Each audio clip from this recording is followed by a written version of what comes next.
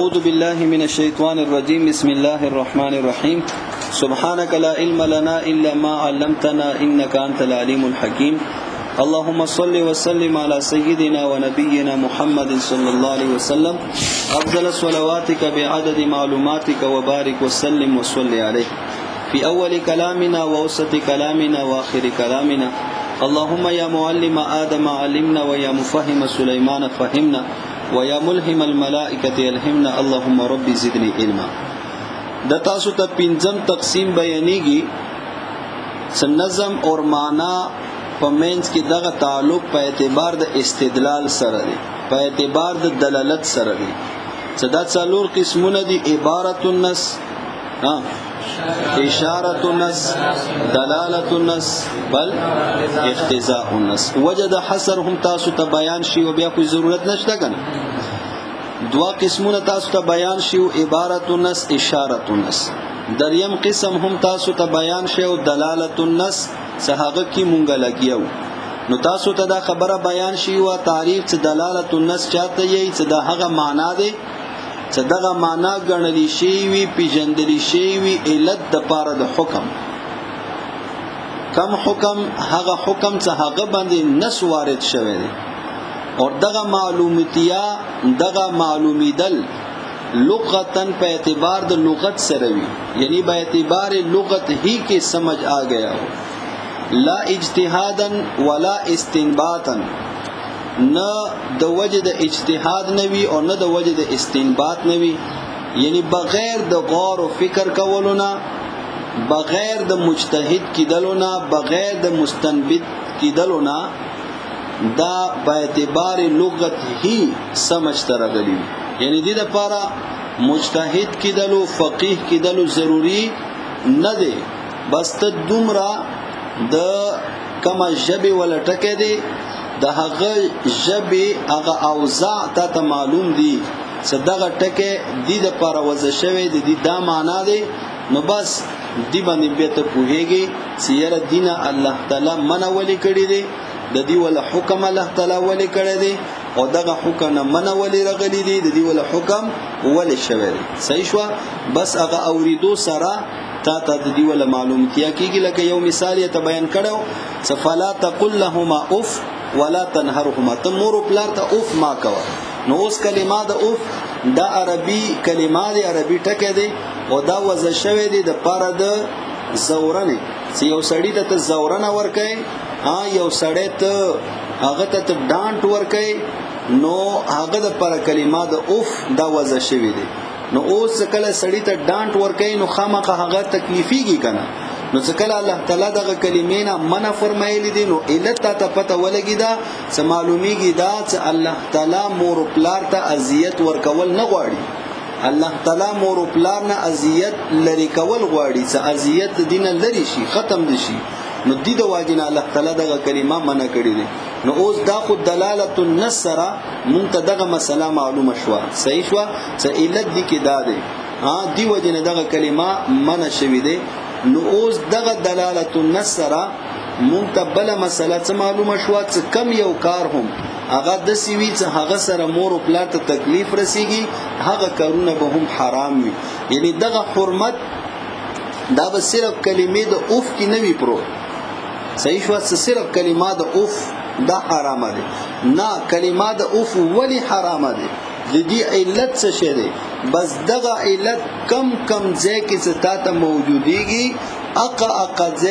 اقا شی هغه به هم حرام وي. خو شي په خبري لکه دلالت النص ولا حکم دا تاسو ته بیان شی وکنه. عموم الحكم المنصوص عليه لعموم علته، څه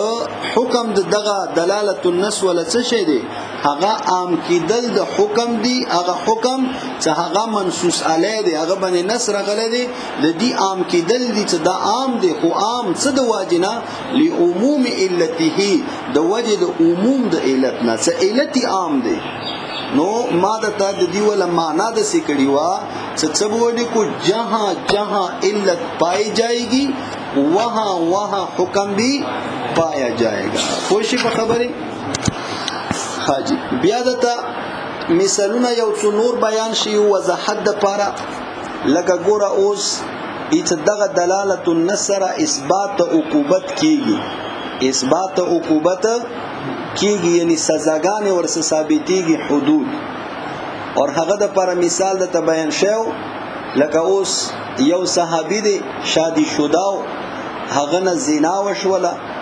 هغه باندې پیغمبر علی السلام رجم جاری کو اوس دغه رجم جاری کیدو ولا علت څه شو صدا شادي شودا جمع زنا صحیح شولا نو اوس دغه علت څه کم سړی کې هم موجود شي هغه باندې به هم دغه حکم جاری کیږي څه هغه حکم د رجم دی صحیح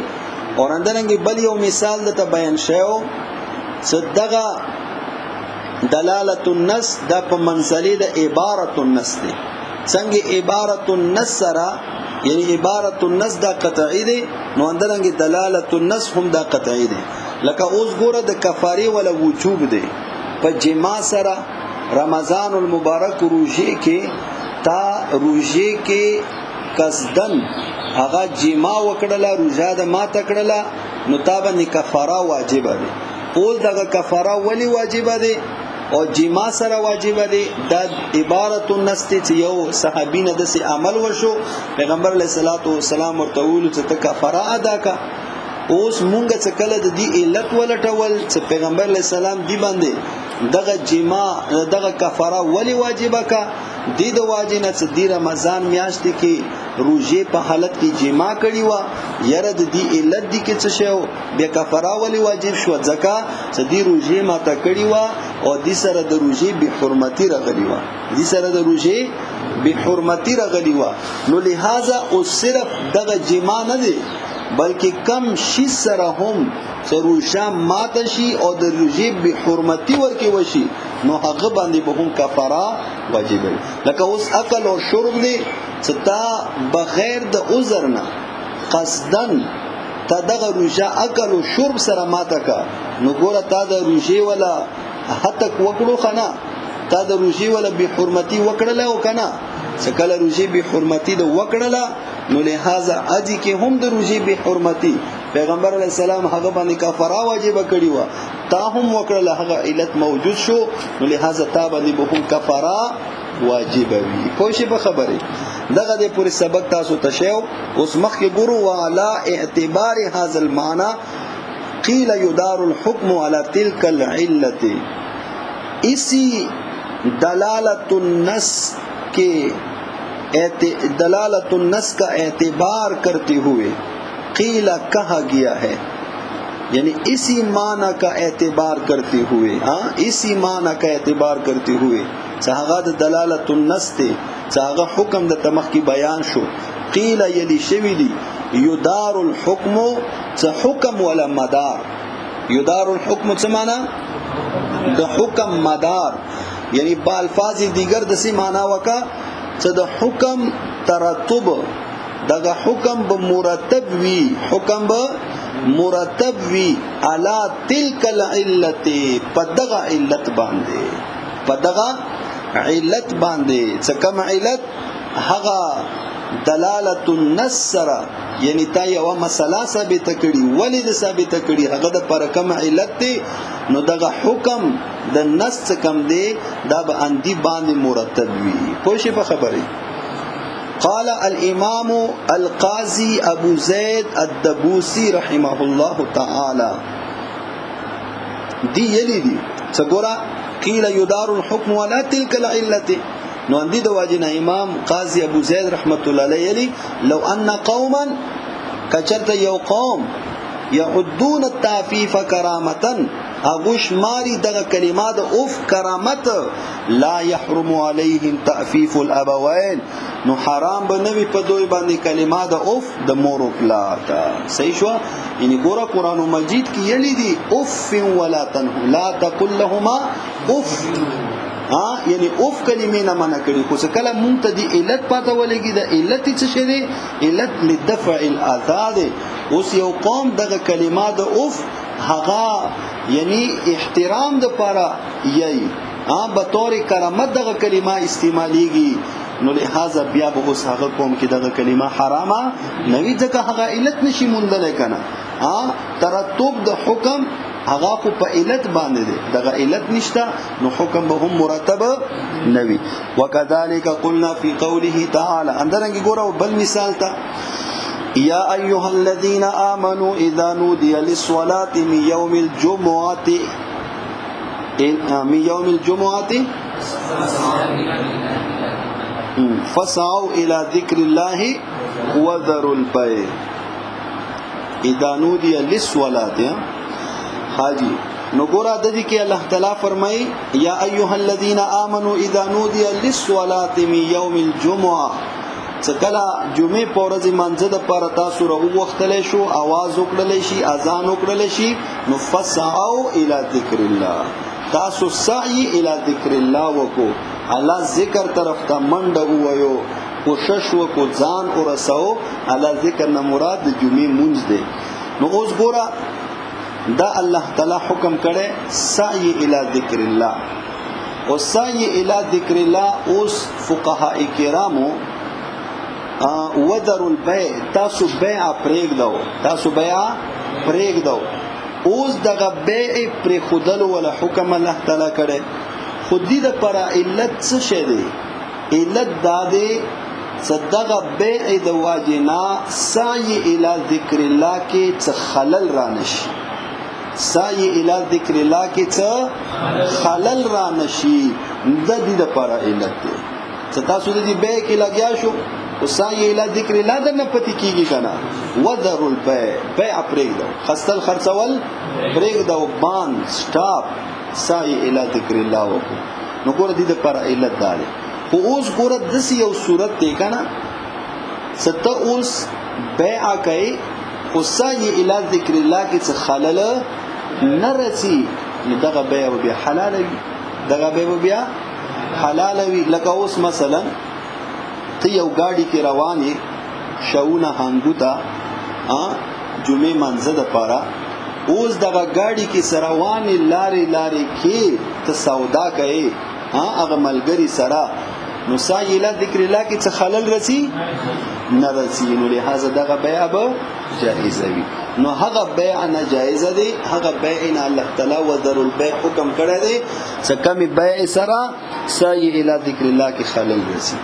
وکذالک قلنا اندرنګ مونږ یو فی قوله تعالی په قول د الله تعالی کې یا ایها الذین آمنوا ای ایمان ولو اذا نودی للصلاة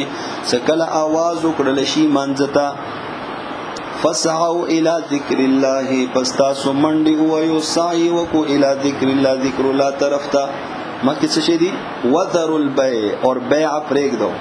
ولو فرضنا کچرتا مونږ فرض کو بیعا دسی بیع ګور بیان نکرا دی لا يمنع العاقدين څنګه نه منع کوي کو زناقد هم لیکل دا صفت بیع دی دسی بیع څنګه نه منع کوي عاقدین یعنی بائع اور مشتری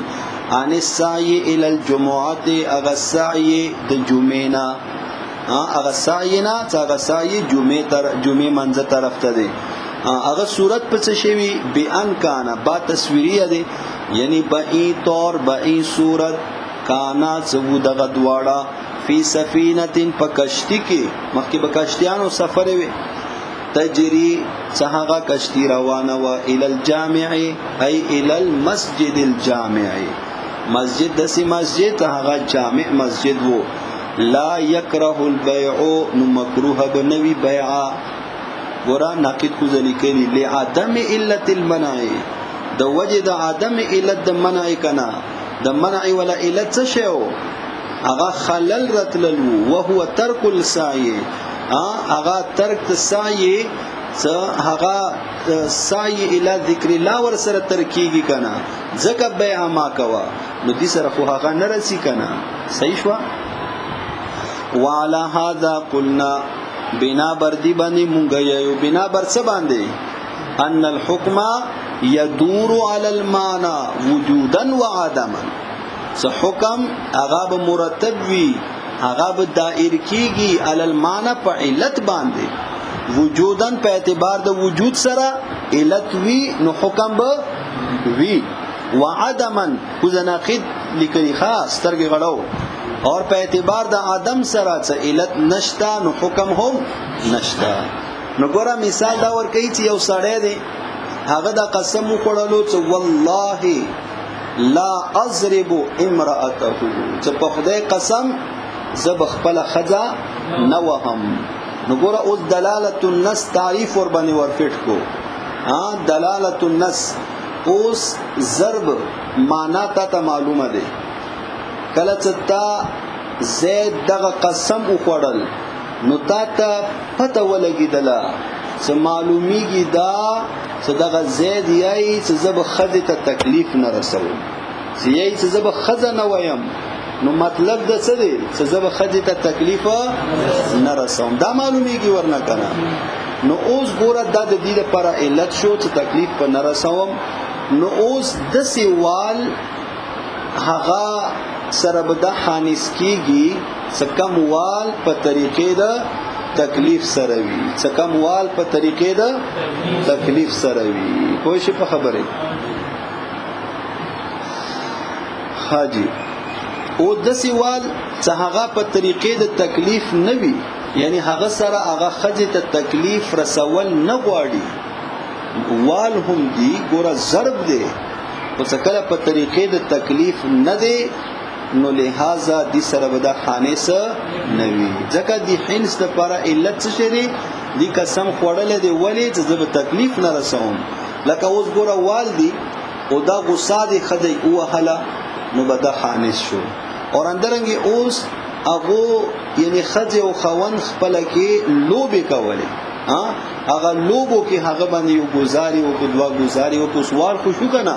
نو خانس به نه وي. همدارنګې ګوره هغه ویلو چې زه به نه وهم، یعنی زه به تکلیف نه رسوم. اوس دغه نور واسې رسېدلو نه دې ښځې باندې چاکې ور باندې ولګول، ځکه څه ګزار نه شي کوي، خامخا بیا به خوله لګوي، نو چاک به لګوي، نو چاکې ولګول نو دا به اوس حانس شي، ځکه تکلیف یې ورسول. اوس همدغه چک لګول دي او خدای بیا مینې کې ور باندې ولګول، نو بیا به حانس وي، ځکه بیا خو تکلیف نه دی رسولی که نه. نو دارنګې بیا چیچل هم ورکوي. نو اوس دغه چیچل چې کوم دي دا خو تکلیف د وجې نه دی که نه، نو دې سره دا حانسه. همدارنګې ښځې بیا ویښتونه ونیوله، ویښتونه یې وجکوله. نو اوس ګوره دغه جکولو کې هم دوه صورتونه دي، یا خو جکول دا په جګړې کې دي وای جکول نو تکلیف یې ورسول نو دا حانس. اوس همدغه جکول دا په مینې محبت کې دي، لوبې ورسره کولې، منډه ترړی ورسره واله، نو بیا به حانس نه وي. ګوره علت نشته نو حکم هم نشته. والا هذا قلنا بنا بردی بنی مونږ یو اذا حلف کله یو سړی قسم وخوړلو لا یسرب امراته څه نه به وهي هغه ښځه، نو څه معلومه شوه؟ ای لا یؤلمها، یعنی دې ته به تکلیف نه ورکوي. فمد شعرها، نو هغه راکګل ویښته د دي، او عضها اور یای ور باندې چک ولګول،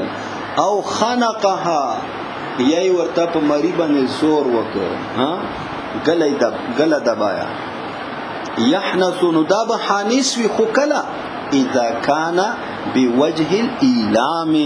څکله وي دا په طریقې د تکلیف رسولو. ولو وجد، اور کچرته موجود شي صورت الضرب، صورت دغه ضرب یعنی بالکل وال ورکی راشي، ومد الشعر اور رکاگل رخکل د ویختو شي، ومد الشعر عند الملاعبه په وخت ملاعبه کې، دون الایلام خو تکلیف نه علاوه،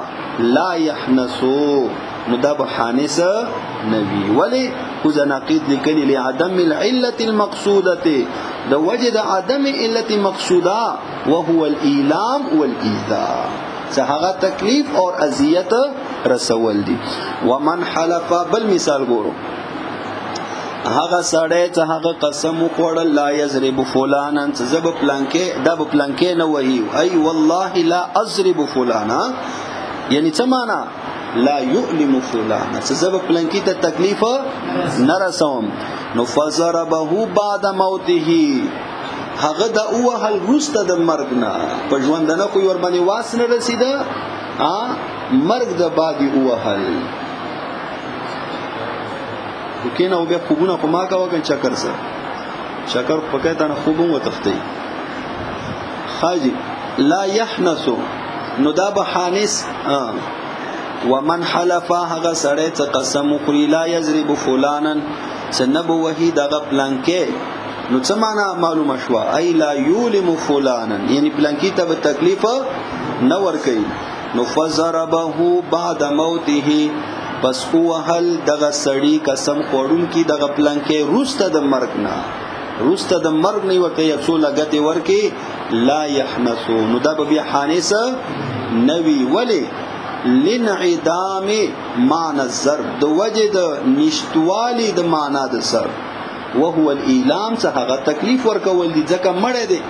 نو اوس مړی ته لګتی ورکوا کنه نو هغه خو تکلیف نه محسوسه دي خو زب تکلیف نه ورکوم نو تکلیف ورکول قران غلو نو لہذا دا به حانس نوی اوس خطه دي کې داوي سیاره مړه خو تکلیف محسوسه ځکه پیغمبر علیه الصلاۃ والسلام فرمایي چې کله مړی ته غسل ورکاو نو آرام سره اړو ځکه دې سره مړی ته تکلیف وي جنازه کار څوړو آرام سره یو چته ځکه دې سره مړی ته تکلیف وي نو ته به هغه جواب دا وکې چې قسم دارو مدار هغه په عرف باندې وي د قسم دارو مدار د په عرف باندې وي عرف کې دې ته چوک تکلیف نه نیي عرف کې دې ته چوک تکلیف نه نیي نو دا بهانه سره نه لا يتكلم فلانا ها وكذا لو حلف اندرنګ کچته قسم یو پر لا يتكلم فلانا څه خبره بنه کوي پلانکی سره فکلمه بعد موته نو دی خبره وکي رسد مرګ دینا لا يحنسون د بحانس نوی لعدم الافهام د وجد عدم افهام معنا باب افعال سمجانا ګور تکلم چاته یي په خبره باندې پویول په خبره باندې پویول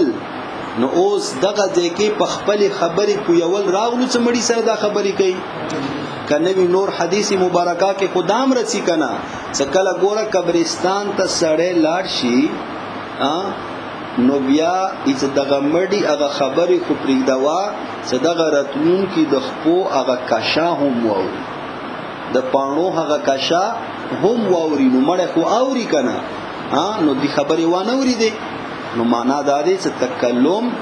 زبدي سره خبرې نه کوم یعنی معنا دا چې زبدا په خبرې نه پویم نو او د مړ خو په خبرې نشي پویولای صحیح شو اور بل جواب ته داوا کې چې قسم دارو مدد د عرف او عادت باندې دي عرف او عادت کې مړی سره خبرو کولو ته چې خبرې نه نو دي د واجب نه بدا حانس نوی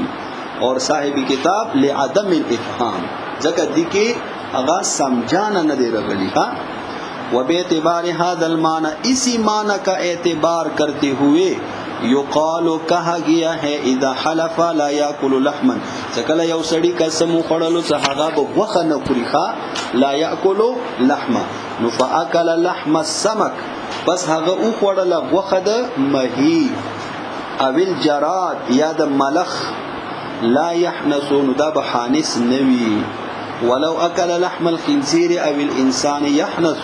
کچته غوخه او پړله غوخه د خنزیر یا د انسان نو يحنس دا به حانس وی ګره غوخه چاته یی غوخه هغه ته یی چې هغه ویني نه جوړوي هغه څه نه جوړوي ویني نه جوړوي دي ته غوخه نه یی ښا نو د انسان غوخه ویني نه جوړه دی کنه د خنزیر غوخه ویني نه جوړه دی اگر که حرام دی دای څه غوخه نه خورم دا غوخه خو دې کنه څنګه غوخه ویني نه جوړوي هغه ته یی اوس خته یی چیرې د مې ولا غوخم غوخه دې کنه دام ویني نه جوړه دی ولی دلیل څه شی دی ته وې ته ولی مې څه علاله کې هغه نه وینه نه څه خسه سره وینه وی کنه نو هغه جواب دادې چې ګوره وینه هغه وی صدا باد کې تور شي وینه هغه وی چې دا باد کې تور شي اور مئی ولا کما دا سرا دی د وینه نه دی د وبدي د باد کې سپینیږي د باد کې څه کیږي سپینیږي د توریږي نه نو څه کله توریږي نه نو معلومه ده چې د وینه نه دی بلکې دا وبدي خو شی به خبره اور اویل جراد هغه کې خاصم وینه نشتا خاجي يحنث دا بحانسي لأن العالم بأول السماع ذكى عالم كذا ناقد لكلي بأوزاع اللغة زکات خبر رکھنے والا لغتوں کی وضعوں کو وضعوں پر خبر رکھنے والا یا جاننے والا لغت کے وضعوں کو بأول السماع اول سننے کے ساتھ یعلم وہ جانتا ہے ان الحامل